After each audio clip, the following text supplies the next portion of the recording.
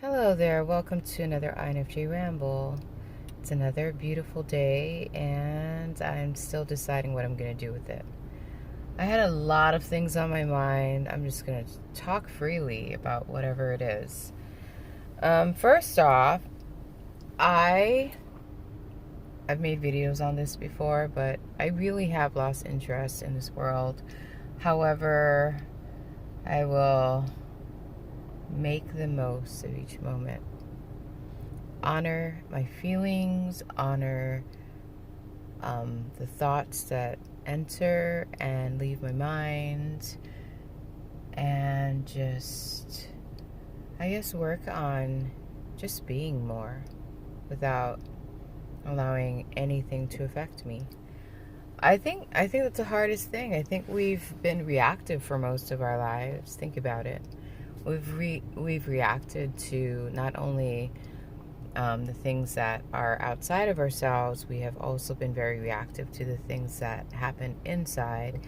And what we, I think, fail to realize, maybe some of you have realized, is there's no disconnection between the two. Internal world is external world, as above, so below. You know what I mean? And everything and everyone is you, witnessing itself, if that even makes sense. I was thinking about, in previous videos, I'm still in the search of finding a remedy for suffering. And I think the more I think on it, the closer I get to really understanding it. And then hopefully I can start applying it, you know? I can if I were to look back on who I was even a year ago, totally different. Even from yesterday, totally different, you know? But doesn't mean that I have given up striving towards higher minded things. I notice that when we are reactive to things, it's usually because of something that isn't in alignment with an expectation that the mind has created. Have you ever thought maybe if you just stopped reacting at all, that you would be peaceful in every moment? You know what I mean? Like think about it. Think about a tree that's just kind of rooted in place and just kind of allowing whatever comes to come, and then just kind of dealing with it as it comes without reacting at all. For instance, and they drop leaves all the time, so they're constantly releasing and constantly rejuvenating. Isn't that kind of like a human? It's just we've been holding and not really working on rejuvenation. I think and it's not our fault. We just haven't been taught. We just haven't learned. Even though I have lost interest in, I don't know if I've lost interest in the world per se.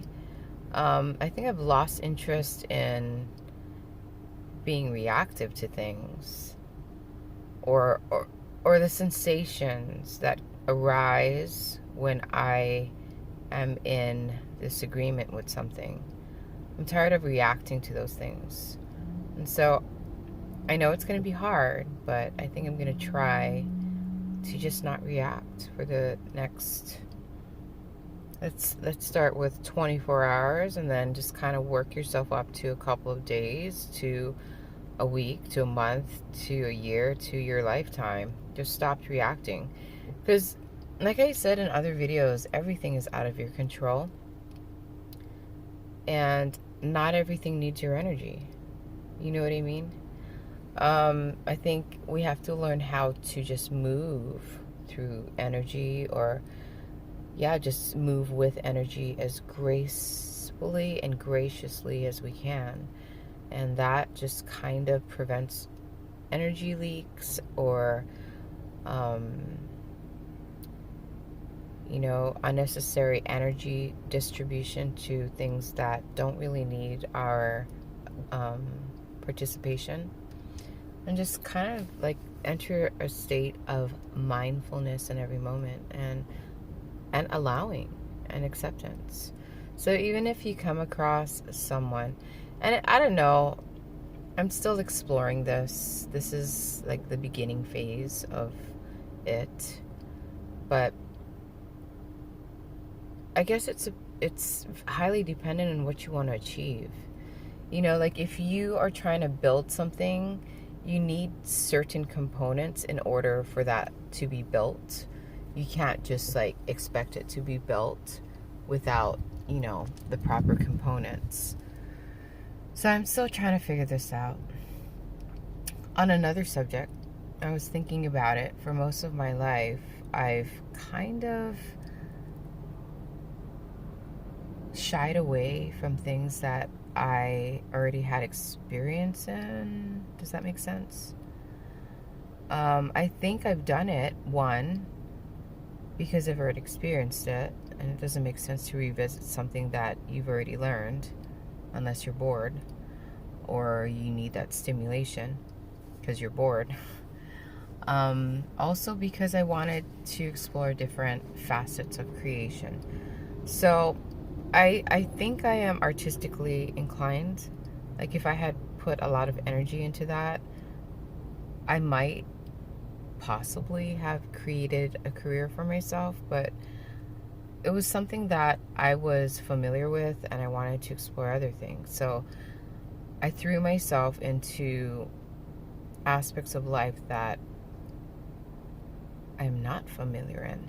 Okay, let me I don't know if I'm making sense. Let me give you an example. So I could have pursued art, but I didn't. I got into fields that were kind of foreign to me, but I could still excel at, if I wanted to put in that effort. Also, in regards to my relationship, I chose a partner that has nothing in common with me. He's very combative. Sometimes I'm very, I've mentioned this in videos before. By the rules, in the box, socially conditioned, I suppose. Not interested in leaving the box, and it's been a battle. And yeah, sure, I could go out with someone who's like me and likes peace and love and harmony and mature communication, who's open-minded and free-spirited and an innovator. Yeah, I could have done that, but would I have learned much? I think I don't know. It's such a weird thing to try to explain, really. It's almost like if something felt familiar to me, I wouldn't want to participate in it because I wanted to experience the opposing side of that coin. Like for instance, in my family life, like granted it wasn't like a typical like family situation, but I had a really supportive mother and a very abusive stepfather. And but then I felt there was balance, I got the love and the light, and I got the dark and the abuse. I know that sounds stupid, but I think you get what I'm saying. I got like opportunities to garner both sides of the coin, because that's life. There's dark and light and good and bad if you're living on the dualistic plane anyway. Same with my other relationship. Like, I have a tendency to be a harmonizer, a clearer, a healer, whatever freaking words you want to use. And my boyfriend is the opposite. And I told him, like, it's a constant battle with him and I don't want to fight anymore. And I was like, why did I choose to participate in a relationship with you for so long? Even his family is quite toxic. well, I don't know if they're toxic or just ignorant, or still learning, still growing into knowing. Either way, it's been a challenge. And I think you will agree that INFJs like challenges. Because where there's challenges, there's more opportunity for growth, right? If you always chose the easy route, then you probably stay the same, keep the same course, never really try to look at things from a different angle. But if you put yourself in challenging situations, you have an immense opportunity to grow. And so I think I've put myself in these challenging situations for most of my life in order to grow myself, in order to know myself, you know? And we are not victims. I think if you really, really were to penetrate the layers and surfaces of yourself, you would realize that you choose what you choose in order to become who you are. So if it was always comfortable, we probably wouldn't grow much, would we? So we like challenges. We do. And it's not even anyone else's fault. We chose that path. And once we recognize that, it's funny how much power you take back, because you're taking responsibility and accountability for yourself and your experiences and everything that's happening around you. Nobody is doing anything to you. You chose that, you know?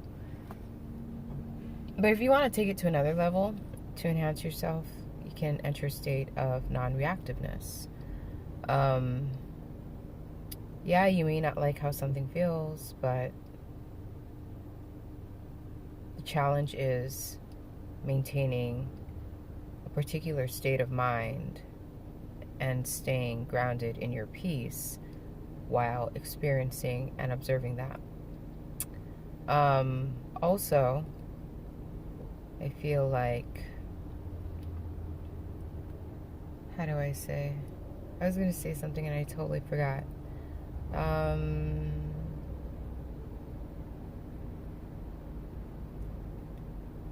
don't know, it's so complex.